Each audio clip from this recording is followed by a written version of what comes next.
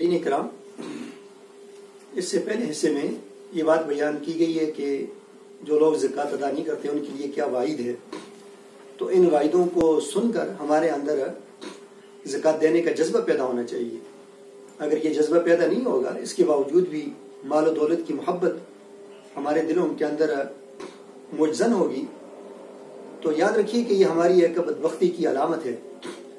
वरना एक मुसलमान जब इस किस्म की वाइदें सुनता है तो वो तड़प जाता है, उसका दिल दहल जाता है और उसके कांधे कांपने लगते हैं, उसके अंदर एक शौक और जज्बा पैदा होता है। देखिए, सहाबा इकराम के दिल नरम थे, सहाबियात के दिल नरम थे, तो जब इस किस्म की वाइदें वो सुनती थीं तो फौरन उस पर अमल किया करती थी। एक रिवायत में है कि एक औरत अपनी एक बेटी को लेकर नबी अकरम सल्लल्लाहु अलैहि वसल्लम की खिदमत में हाजिर हुई, तो उसके हाथों में सोने के कंगन थे। तो आप अलैहिस्सलाम ने उससे पूछा, क्या तुम इन कंगनों की ज़कात अदा करती हो?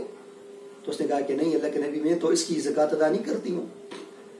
तो आप अलैहिस्सलाम ने फरमाया कि अच्छा, इस ज़कात अदा न करने की वजह से क्या तुम ये चाहती हो कि ये जो है ये जो कंगन है वो आग के कंगन बन जाए? तो उसने कहा कि नहीं, मैं तो ये नहीं चाहती हूँ। तो फौरन आप अलैहिस्सलाम की बात को सुनकर वो डर गई, उसने अपने कंगनों को उतारा और उतारने के बाद आप अलैहिस्सलाम की खिदमत में पेश कर दिए और कहा कि ये मैं अल्लाह और उसके रसूल के लिए सदका करती हूँ, ज़कात में देती हूँ, और आप इसको जहाँ मुनासिब समझें इस माल को वहाँ पर खर्च करें। तो आखिरत का उनके दिलों के अंदर एक खौफ था, एक डर था।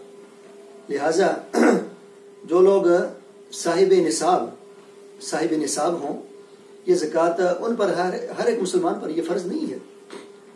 तो एक आदमी के पास माल और दौलत हो, उसकी बुनियादी ज़रूरियात से वो ज़्यादा हो और एक ख़ास मिकदार के अंदर हो, तो उस पर यह ज़कात वाजिब होती है। तो सोने चांदी का निसाब अलग है।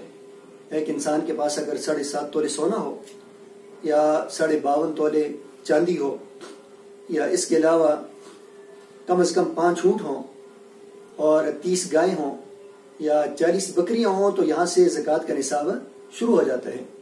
फिर उस आदमी को इस माल के अंदर ज़कात अदा करनी चाहिए। और ये भी याद रखें कि ये गनी लोगों पर है, गरीब मुसलमानों पर नहीं है। जिस तरह कि आप अलैहिस्सलाम ने फरमाया कि तुख़ज़ु मिन अग़नियाइहिम व तुरद्दु अला फ़ुक़राइहिम, कि ये अग़निया से ज़कात का माल लिया जाएगा और फ़ुक़रा पर इसको खर्च किया जाएगा। तो अमीर लोगों से ली जाएगी और फ़कीरों पर इस माल को खर्च किया जाएगा। और फिर ये भी माल जब इंसान के पास तिजारत का माल हो, उसकी बुनियादी ज़रूरियात से ज़ायद हो, तो तब उस पर ज़कात होती है।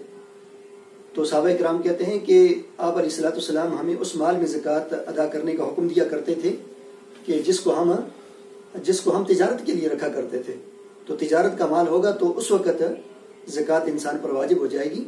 और इसके लिए एक शर्त भी है। वो शर्त ये है कि जब ज़कात ये माल हासिल हो जाए, निसाब को पहुँच जाए और फिर उसके बाद उस पर साल गुजर जाए, तो तब ये ज़कात होती है। आप अलैहिस्सलाम ने फरमाया, मन इस्तफ़ाद मालन फला ज़कात अलैहि हत्ता यहूल अलैहिल हौल, कि जिसको माल मिल जाए उस पर ज़कात नहीं है यहाँ तक कि साल गुजर जाए। तो साल गुजरेगा तो उसके बाद ज़कात दी जाएगी, लेकिन साल से पहले अगर कोई देना चाहे तो दे सकता है। और ज़रूरत के मुताबिक, जिस तरह आजकल ज़रूरत है, तो आजकल रमज़ान का इंतज़ार न किया जाए। अगर कोई पहले देना चाहता है तो उसको उतना ही सवाब मिलेगा कि जितना रमज़ान के अंदर ज़कात अदा करने वाले को सवाब मिलता है। तो अल्लाह ताला अमल करने की तौफीक अता फरमाए।